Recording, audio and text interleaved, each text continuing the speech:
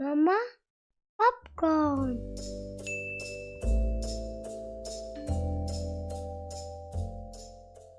Un jour, alors que Pilou se promenait dans un parc avec ses amis, il vit une étrange étoile filante traverser le ciel. Il décida de la suivre, pensant que cela pourrait le conduire vers une nouvelle aventure. L'étoile le mena à un petit village pittoresque au Royaume-Uni, où les maisons étaient décorées de guirlandes et de lumières étincelantes. Au centre du village se dressait une grande crèche de Noël, avec des figurines représentant la naissance de Jésus. C'était là que l'Épiphanie était célébrée, et Pilou avait hâte de découvrir plus de détails sur cette tradition. Soudain, 3 personnages apparurent devant la crèche. Ils étaient habillés de façon colorée et portaient des couronnes scintillantes sur leurs têtes. Pilou les observa avec curiosité, se demandant qui ils pouvaient bien être. Un homme, vêtu de bleu, s'avança vers Pilou et lui dit « Bonjour, je m'appelle Melchior, et voici mes amis, Balthazar et Gaspard.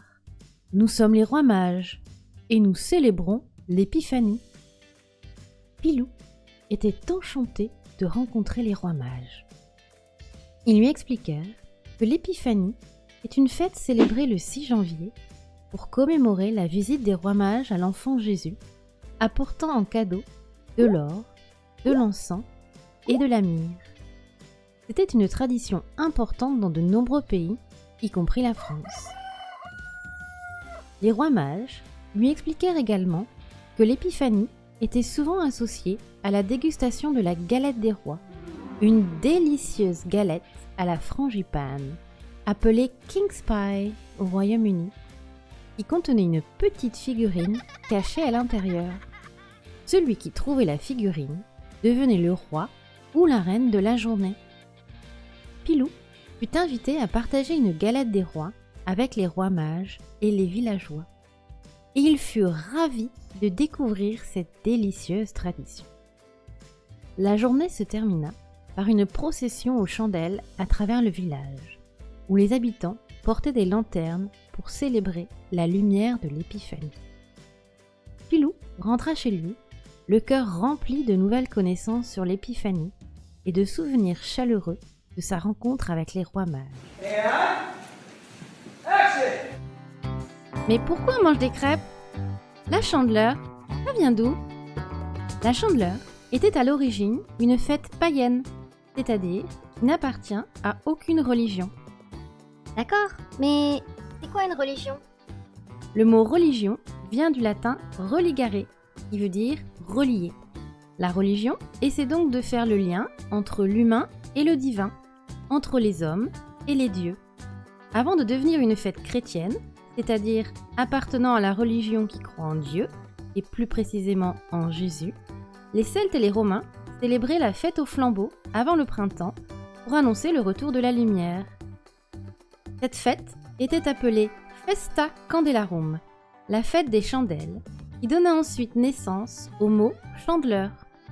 Les paysans, qui cultivaient le blé utilisé pour faire la farine, cuisinaient des crêpes pour montrer qu'il y avait encore de quoi manger après l'hiver. Dis-moi Pilou, sais-tu quelle forme a une crêpe ? Un cercle, c'est tout à fait ça. Et à quoi ça te fait penser ce cercle ? Oui Pilou, c'est ça, le soleil. La forme des crêpes représente le soleil et ça symbolise le retour du printemps. Alors que Pilou était captivé par l'histoire de la Chandeleur, un étrange bruissement se fit entendre dans les branches au-dessus de sa tête. Il leva les yeux et vit un corbeau noir, aux yeux brillants, perché sur une branche. « Coco !»« Bonjour !» dit le corbeau d'une voix mélodieuse. « Oh, bonjour. Qui es-tu » demanda Pilou étonné. « Je suis Raven, le corbeau venu d'Angleterre. J'ai entendu votre conversation sur la Chandeleur et je ne pouvais pas m'empêcher de me joindre à vous.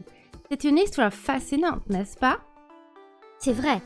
Et en plus, je suis sûre que tu pourrais m'apprendre beaucoup de choses, Raven. Ravi de te rencontrer, Pilou. Nice to meet you. J'aimerais te raconter une autre tradition anglaise liée à la chandeleur, le Pancake Day, ou le jour des crêpes. Vraiment? Ça m'intéresse beaucoup. Je veux tout savoir sur le Pancake Day, Raven. Raven commença à raconter. Le Pancake Day, ou le jour des crêpes, est célébré en Angleterre et dans d'autres pays anglophones. Il a lieu le jour précédent, le mercredi des Cendres, qui marque le début du carême dans la religion chrétienne. Pendant le carême, les gens jeûnent et s'abstiennent de manger des aliments riches, comme les œufs, le lait et le beurre, d'où la tradition des crêpes. Pilou était tout cuit. Mais Raven, pourquoi des crêpes? Raven sourit. Les crêpes étaient une façon de consommer les ingrédients riches avant le carême. Les œufs, le lait et la farine étaient mélangés pour créer des crêpes délicieuses. Et devine quoi? Les Anglais ont même une tradition amusante appelée les Pancake Races, ou les courses de crêpes. Pendant ces courses, les participants tiennent une poêle à crêpes et courent sur une certaine distance, tout en lançant leur crêpe en l'air. Le but est de faire tourner la crêpe dans la poêle et de la rattraper sans la faire tomber. Waouh! Les Pancake Races doivent être très drôles à regarder. Peux-tu m'apprendre quelques mots en anglais? Of course, Pilou, s'exclama Raven. Commençons par les bases. Répète après moi. Pancake. Pancake. Great. Et maintenant, dis milk pour lait. Milk. Perfect. Maintenant, essaye egg pour œuf. Egg. Bravo, Pilou, tu apprends très vite. Et maintenant, tu peux dire butter, qui signifie beurre. Butter. Raven et Pilou passèrent du temps à s'entraîner avec d'autres mots et expressions en anglais liés aux crêpes et au Pancake Day. Pilou était ravi de pouvoir apprendre tout en s'amusant. Et toi, as-tu bien retenu les mots? Dis le mot en anglais quand tu le vois apparaître. Pancake.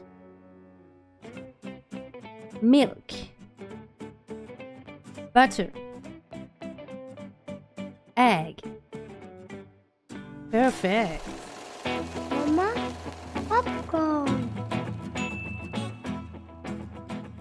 Salut les Curieux Kids! Aujourd'hui, nous plongeons tête la première dans l'océan vert émeraude de la Saint-Patrick. Une fête aussi riche en histoire qu'en légende. Bienvenue en Irlande. Ce lieu est connu pour ses prairies verdoyantes, ses châteaux majestueux et ses histoires captivantes. Préparez-vous à voyager au pays des trèfles et des léprechauns. Alors qu'ils furetaient dans le jardin, Pilou trouva un trèfle un peu particulier. En cueillant ce dernier, il fut immédiatement transporté à Dublin, la capitale de l'Irlande. Il avait hâte de découvrir les festivités de la Saint-Patrick. Une fête pleine de couleurs, de musique et de folklore. En arrivant à Dublin, Pilou fut accueilli par un petit léprechaun, un lutin du nom de Rumpelstiltskin. Hello Pilou! Ce petit trèfle nommé Shamrock, chez nous, t'a amené jusqu'à moi. C'est le symbole de l'Irlande et de la Saint-Patrick. Nous sommes le 17 mars et tu peux sortir ton chapeau vert et tes chaussures à paillettes. Prépare-toi à faire la fête, comme si tu étais au pays des lutins. La Saint-Patrick est bien plus qu'une simple journée, c'est un état d'esprit. Mais pourquoi la Saint-Patrick? C'est un hommage à Saint Patrick qui a chassé les serpents hors d'Irlande. Je t'en reparlerai plus tard. C'était un missionnaire gallois qui a apporté le christianisme en Irlande au 5e siècle. Il a utilisé un trèfle pour expliquer la Trinité, le Père, le Fils et le Saint-Esprit. Un peu de botanique, un peu de théologie, tout en un. Et pourquoi des lutins comme toi? Nous sommes assez petits. Nous mesurons entre 75 et 90 cm. Nous sommes tous cordonniers et fabriquons les chaussures des fées. Nous sommes des gardiens de trésors. Nous cachons des pots d'or au pied de l'arc-en-ciel, rainbow en anglais. Nous aimons beaucoup faire des farces à tout le monde. Merci Rumpelstiltskin. Voyons voir si vous vous souvenez de tout ce que vous venez d'apprendre. Voici un petit quiz pour vous. D'après vous, combien mesure un leprechaun? Entre 30 et 40 cm? 50 à 60 cm? Ou 75 à 90 cm?